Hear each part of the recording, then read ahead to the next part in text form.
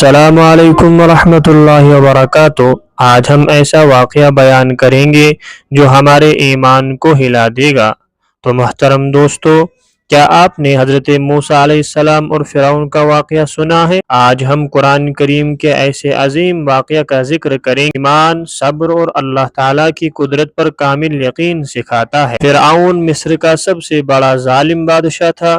اس نے خود کو خدا ہونے کا دعویٰ کیا اور بنی اسرائیل پر ظلم۔ وہ ان کے بیٹوں کو قتل کر دیتا اور عورتوں کو زندہ چھوڑ دیتا تھا۔ اسی زمانے میں اللہ تعالیٰ نے حضرت موسیٰ علیہ السلام کو پیدا فرمایا۔ اللہ کے حکم سے ان کی والدہ نے انہیں ایک صندوق میں رکھ کر دریا میں بہا دیا۔ اللہ تعالیٰ نے اپنی قدرت صندوق کو سیدھا فرعون کے محل تک پہنچا دیا، اور حیرت کی بات یہ ہے کہ جس بچے سے فرعون ڈرتا تھا، پرورش اس کے اپنے محل میں ہوئی۔ حضرت موسیٰ علیہ السلام کو نبوت عطا ہوئی تو اللہ تعالیٰ نے انہیں حکم دیا کہ فرعون کے پاس جا کر ایک اللہ کی عبادت کی دعوت۔ حضرت موسیٰ علیہ السلام نے اللہ کے حکم سے اپنا عصا پھینکا جو ایک عظیم اژدہا بن گیا، اور اپنا ہاتھ نکالا تو وہ روشن ہو گیا۔ کہ اللہ تعالیٰ کی عظیم نشانیاں، فرعون نے تکبر کیا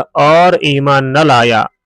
آخر کار اللہ تعالیٰ نے حضرت موسیٰ علیہ السلام کو بنی اسرائیل کے ساتھ چل جانے کا حکم دیا۔ فرعون اپنے لشکر کے ساتھ ان کے پیچھے نکلا۔ جب بنی اسرائیل سمندر کے کنارے پہنچے تو انہیں لگا کہ اب بچنے کا کوئی راستہ نہیں۔ حضرت موسیٰ علیہ السلام نے فرمایا، ہرگز تک میرے ساتھ میرا رب ہے، وہ ضرور مجھے راستہ دکھائے گا۔ اللہ تعالیٰ نے حکم دیا کہ اپنا عصا سمندر پر مارے۔ سمندر پھٹ گیا اور اس میں خشک راستے بن گئے۔ حضرت موسیٰ علیہ السلام اور ان کی قوم سلامتی کے ساتھ گزر گئی۔ جب فرعون اپنے لشکر سمیت انہیں راستوں میں داخل ہوا تو اللہ تعالیٰ کے حکم سے سمندر دوبارہ مل گیا اور فرعون اپنے پورے لشکر سمیت غرق ہو گیا۔ ڈوبتے وقت فرعون نے ایمان لانے کا اعلان کیا، اس وقت کی توبہ قبول نہ ہوئی، موت سامنے آ گئی۔ واقعہ سے ہمیں بڑے سبق۔ نمبر 1، اللہ تعالیٰ کی مدد ہمیشہ اپنے بندوں کے ساتھ ہو۔